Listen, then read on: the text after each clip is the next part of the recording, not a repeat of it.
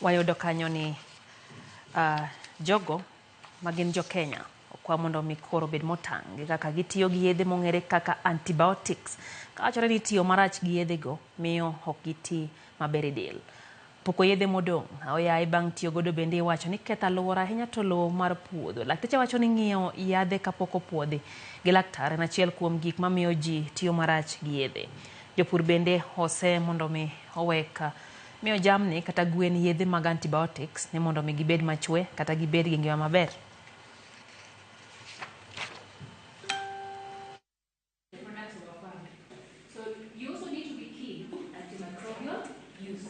This week we are having activities just to sensitize the people in Murang'a and actually even the whole country about proper use of antimicrobials or antibiotics, because we have realized that we have misused these drugs, not just through the healthcare system, but even as individuals, where people now can freely go and ask for these drugs over the counter, how people are even using them in animals. We've even heard of instances where people are using these drugs in chicken, to fatten chicken.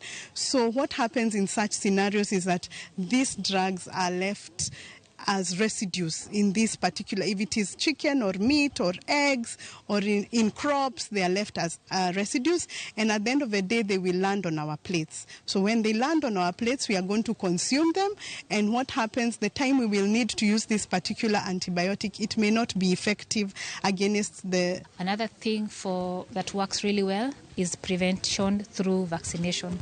A lot of diseases where we are treating for antibiotics are actually preventable using vaccines. So follow the protocols for vaccination and you will not need to use antibiotics in your production system along the way. Jagoro mong'ere migawo mar arita Dr. Ramogi